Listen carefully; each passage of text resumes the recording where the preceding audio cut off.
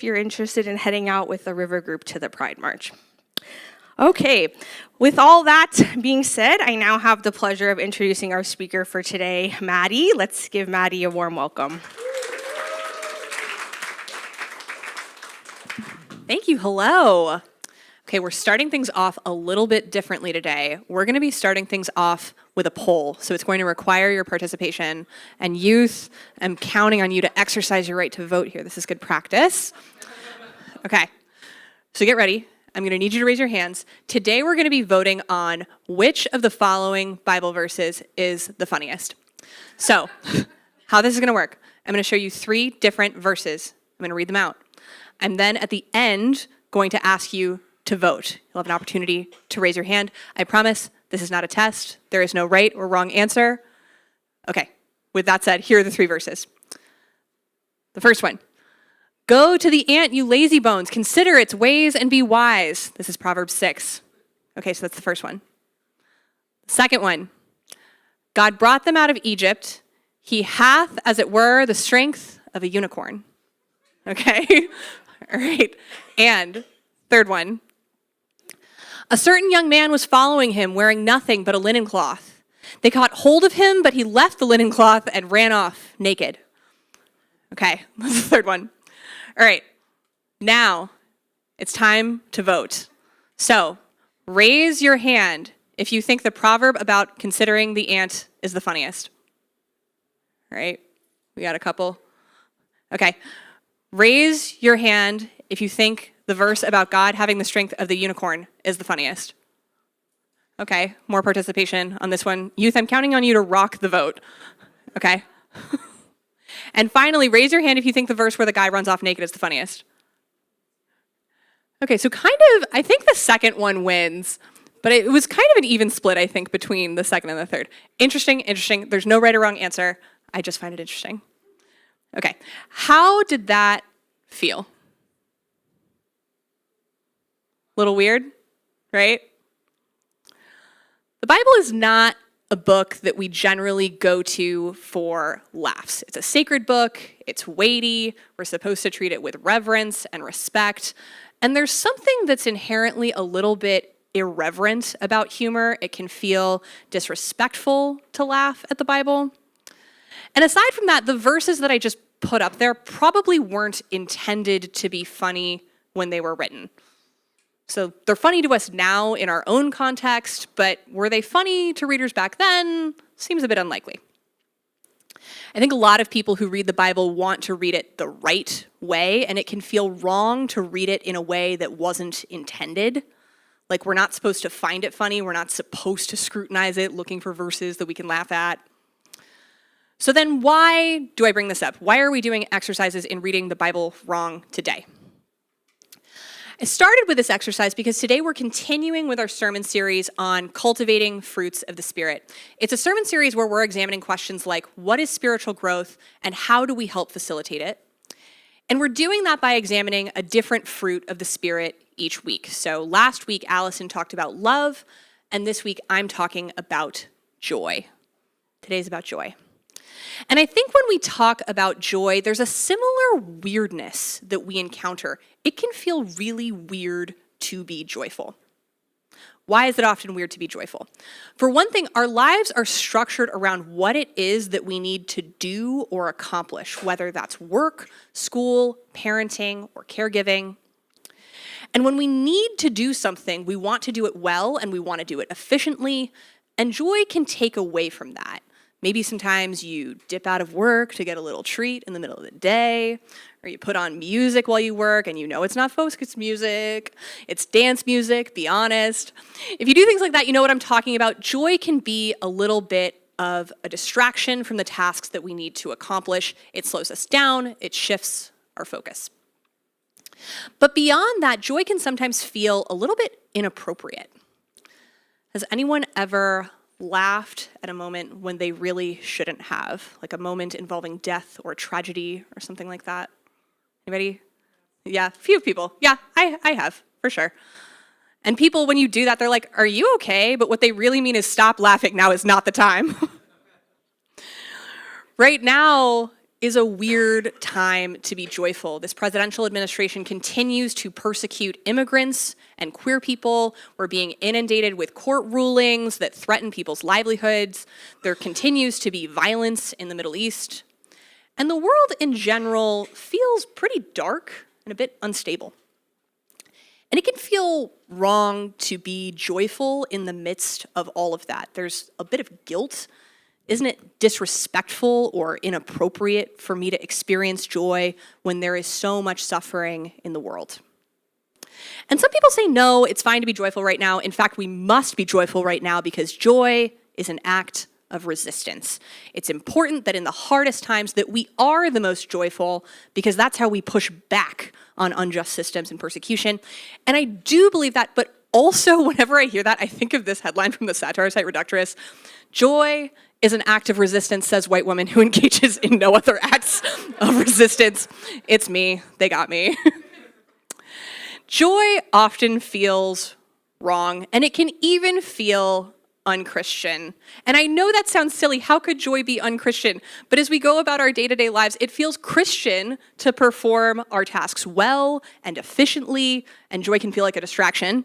And as we live in a world full of suffering and injustice, it feels Christian to lament that pain. Joy can feel disrespectful or inappropriate. So, now that I've laid out all the reasons why it feels very wrong to be joyful, let me preach a sermon about how joy can be a fruit of the Spirit for us today and how it can contribute to spiritual growth. So, Pastor Allison last week in her sermon on love talked about dialectics. Dialectics are a way in which we can acknowledge and hold the tension between two truths. We can love someone, and they can also be really annoying. It's Pride Sunday, so we're celebrating, and also there's a lot to mourn today as queer people continue to be persecuted in this country. That's a dialectic. And as I've just laid out, joy is full of dialectics. It's full of this tension. We want to be joyful, but we know that we shouldn't be for so many reasons. And that tension between joy and everything else in the world, that tension is where we find comedy. Humor is an attempt to play on the tension between joy and all of the reasons why we shouldn't feel it. The Bible verses that we read earlier, a big reason why they're funny is because we're finding lightness and absurdity in this text that's supposed to be serious. And bringing those verses into this space and saying, let's laugh at them, that's a little unexpected, maybe even a little bit uncomfortable, and that makes it funny. So it's the tension between joy and all the reasons why we know we shouldn't feel it. That's the substance of comedy. And as someone who watches and listens to a lot of comedy, I sometimes whether playing on that tension is Christian. Can comedy be Christian? I'm biased. I would like to believe that it can be. But reading the Bible, it doesn't really talk about humor. The funniest verses seem to be unintentionally funny. Maybe believing that the Bible endorses jokes is wishful thinking. But today I want to explore a book of the Bible that gives me hope that comedy is indeed quite biblical. And that's the book of Jonah. Some of you recently spent some time studying this book in depth with Pastor Emeritus Caroline Park, who led a Bible study on Jonah earlier this year. But for those of you who are a bit less familiar with it, Jonah is a book in the Old Testament, which I call the Hebrew Bible out of respect for our Jewish siblings. And it's one of a collection of 12 books in the Hebrew Bible called the Minor Prophets. These are books like Joel, Amos, Micah, and Malachi. And they're minor not because they're not important, but because these books are much shorter than the major prophet books in the Hebrew Bible. The major prophet books are Isaiah, Jeremiah, and Ezekiel, who you're probably much more familiar with because they're much longer and they get a lot more attention. The minor prophets are known for calling out injustice, idolatry, and unfaithfulness, especially among those in power, while offering visions of hope and restoration. And most of these books are accounts of what these prophets said. What did they tell the people of Israel? What was their message? That's the content of most of these books. They are collections of prophecies. But Jonah is different from the other 11 minor prophets. This is a very different book because Jonah doesn't just tell us what Jonah said. This book actually tells us a story about him. It's a story about his life. So it's not just prophecies, it's actually a narrative. And not only that, this book is not just any story, it's not a normal narrative, it's actually a satire. So it's supposed to be a funny story about a prophet, and it's intentionally making fun of Jonah for being a ridiculous prophet. He's absurd. So most prophets initially hesitate when God calls them. Moses said he wasn't a good speaker. Jeremiah said that he was too young. Isaiah said that he had unclean lips. But Jonah takes this to another level. He physically runs away from God's call. He flees, he hides on a boat, he gets thrown overboard, and he's swallowed by a giant fish. He is doing the absolute most. And then most prophets would be thrilled if people actually listened to them and changed their sinful ways. But when Jonah finally heeds God's call and goes to the city of Nineveh, which is full of sinful Assyrians, and he tells the Ninevites to repent, and they actually do repent, he's upset. Jonah was hoping the Ninevites would get what was coming to them. He was hoping that God would smite them or punish them somehow. But because they listened to Jonah and repented, God shows the Ninevites mercy, and that makes Jonah very upset. He was rooting for Judgment Day. But alas, God loves the Ninevites too, I guess. And it's when Jonah is sitting there, angry at God for saving the sinful Ninevites, that he and God have this exchange. The Lord God appointed a bush and made it come up over Jonah to give shade over his head, to save him from his discomfort. So Jonah was very happy about the bush. But when dawn came up the next day, God appointed a worm that attacked the bush so that it withered. When the sun rose, God prepared a sultry east wind, and the sun beat down on the head of Jonah so that he was faint and asked that he might die. He said, "It is better for me to die than to live." But God said to Jonah, "Is it right for you to be angry about the bush?" And he said, "Yes, angry enough to die." Then the Lord said, "You are concerned about the bush, for which you did not labor, and which you did not grow. It came into being in a night, and perished in a night.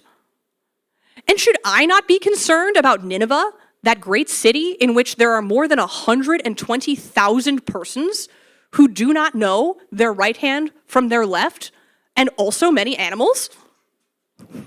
This is how the book of Jonah ends. It ends right there with a question. There's no answer from God or Jonah or anyone. And I'll be honest, I don't know what people's senses of humor were back then when this was written, but many biblical scholars read this book as satire. And whenever I read these last two paragraphs of the book of Jonah, I laugh. Because you can just picture Jonah, this pouty person, stubbornly insisting that he would rather die than live because a worm ate his bush. And God's like, you have to know that that's unreasonable. Like, you don't actually want to die because your bush got eaten. And Jonah's like, no, I do. I will actually die without my bush. And it's funny because it's relatable. I have been that pouty, unreasonable person before. We all have at some point. When I haven't gotten enough sleep, or I'm behind on work, or people are inundating me with random requests, or it's really hot outside, like it was last week, and I'm at my wit's end. There are days when I think I would rather die than log into my email. And God says, no, you wouldn't. That's ridiculous. There's this tension in Jonah between this very serious prophet who takes his job very seriously and the reality that he's just a human being who is extremely flawed, just like the rest of us. Prophets are supposed to be these special, chosen people who deliver very important messages that we need to heed, or else we will face serious consequences. But the book of Jonah uses humor to reveal to us another reality that we don't see as much in some of these other prophetic books. Sure, prophets are special, but they're also people. They have all kinds of human limitations. They deliver important messages, but they do so imperfectly and with incomplete knowledge. They're not God, and they don't know everything. And sometimes these prophets deliver these messages with so much self-righteousness. They're condemning everyone, telling them all the terrible events that will befall them. It's easy to imagine that the people they're talking to are horrible or irredeemable. But the book of Jonah uses humor to reveal that the Israelites and the Ninevites and the Assyrians are people too, just like the prophets who are delivering these messages. And God loves them, and they're capable of change, and many of them are probably doing the best that they can with the knowledge and tools that they have. Humor uncovers the possibility of grace for people who might not seem like they deserve it. And humor in the book of Jonah plays on this tension between the importance of God's message and the knowledge that human beings are never fully going to get it right. And that tension between the weightiness of God and the ridiculousness of humanity is absurd. It's funny. And the comedy that results from that tension allows us to find joy while still acknowledging the unflinching and uncomfortable realities of our lives and of the world.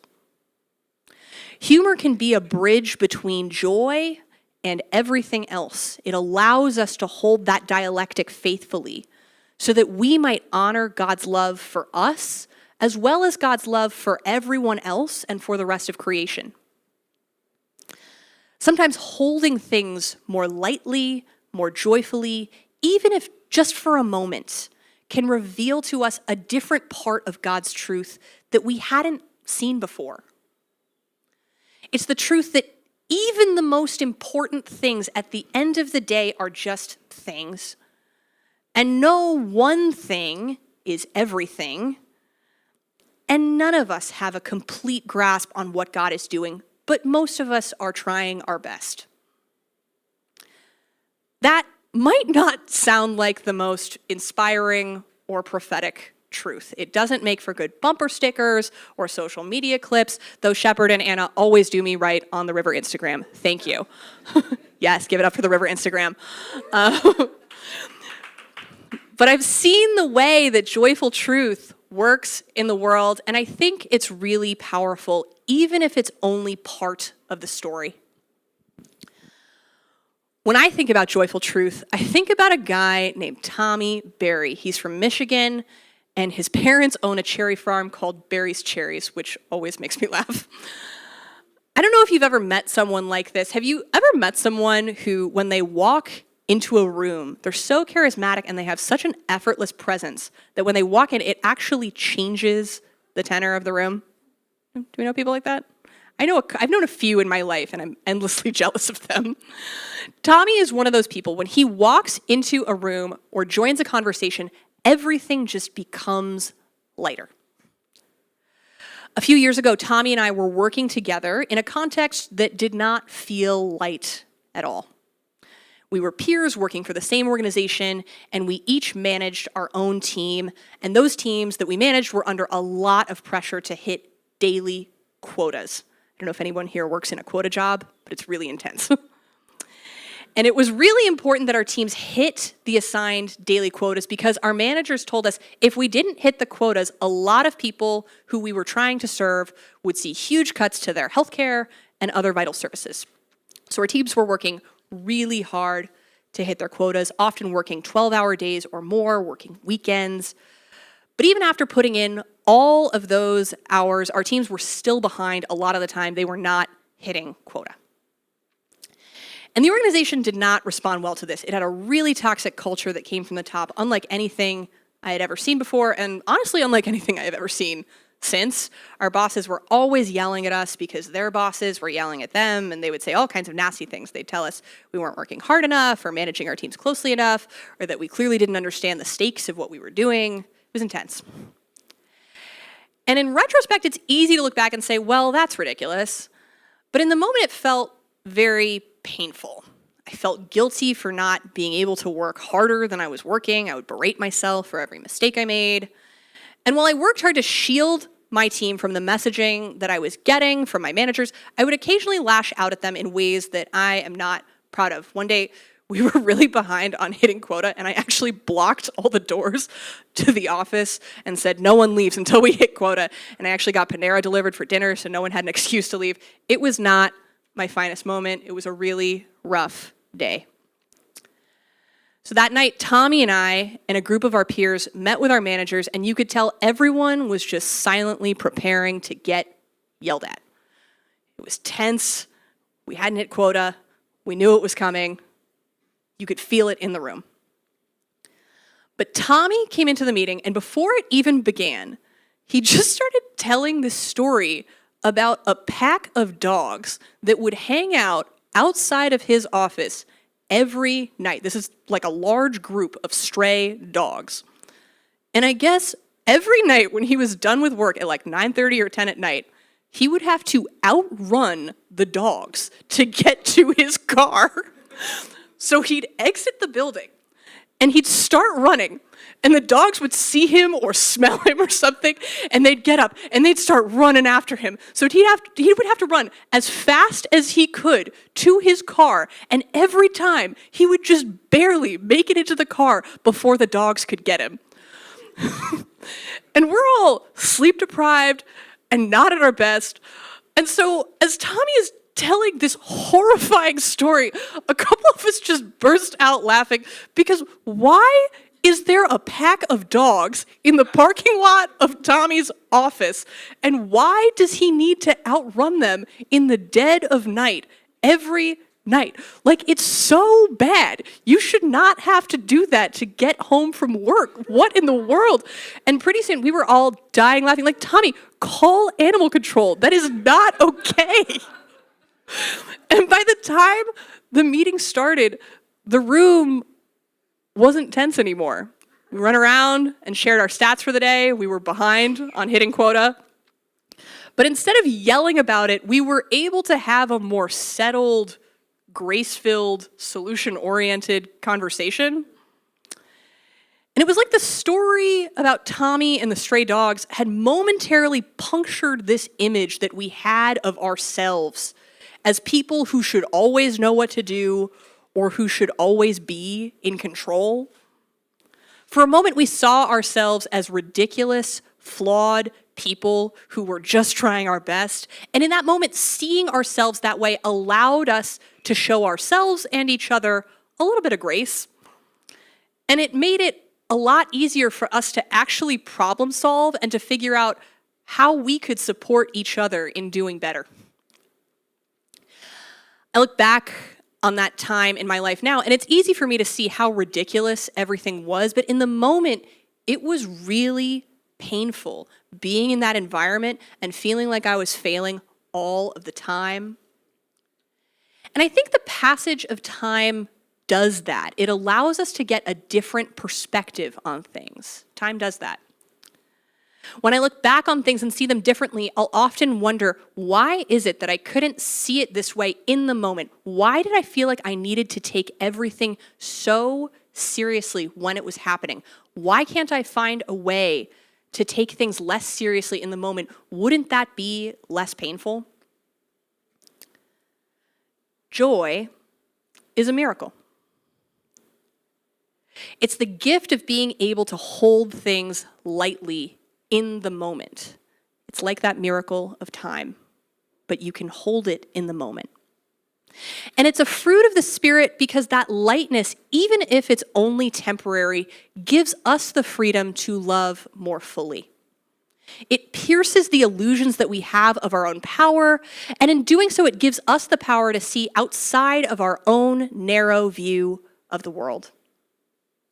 When we can manage to hold things lightly, we glimpse another perspective that God is offering us, one that might transform how we approach other people and ourselves. I'm glad that the Bible includes a book that makes fun of a prophet right alongside 11 books filled with very serious prophecies. Because that feels true to my experience of God's continued revelation in the world. There is a truth in the somber warnings of prophets like Amos and Joel, and we should heed those warnings. But there's also truth in the way God pokes fun at Jonah for being so self-righteous, for believing that delivering his message was more important than loving the people who God had brought into his life. God says to Jonah, "You are concerned about the bush for which you did not labor and which you did not grow. It came into being in a night and perished in a night. And should I not be concerned about Nineveh, that great city in which there are more than 120,000 persons who do not know their right hand from their left, and also many animals?" God's playfully saying to Jonah, "Who do you think you are judging all these people? You're no better than the Ninevites. I've given you everything you have. And I love everyone. I don't hold grudges." Sometimes I need that reminder to take myself less seriously. Not always, but sometimes I do. Because it's easy to look at other people and to say that they should take themselves less seriously. They should lighten up. They should be more joyful. They should stop being Debbie Downers who get so offended and take everything personally.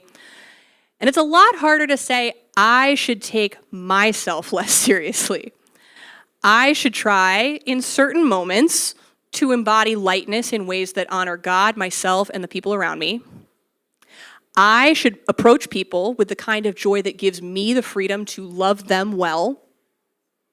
I will know that I've loved people joyfully when I can take feedback from people who I've heard, from people who I've hurt, and respond with grace. We can't always be joyful, and that's not the goal, but in a world where there are so many reasons not to be joyful, it's critical that we give ourselves permission to look for the joy that the Spirit is bringing into our lives all of the time. In this current turbulent moment in our world when it can feel like our foundation is being shaken, I'm reminded of these words from Jesus in the Gospel of Matthew. Then some of the scribes and Pharisees said to him, "Teacher, we wish to see a sign from you." But he answered them, "An evil and adulterous generation asks for a sign, but no sign will be given to it except the sign of the prophet Jonah. For just as Jonah was 3 days and 3 nights in the belly of the sea monster, so for 3 days and 3 nights the Son of Man will be in the heart of the earth. The people of Nineveh will rise up at the judgment with this generation and condemn it, because they repented at the proclamation of Jonah. And indeed, something greater than Jonah is here."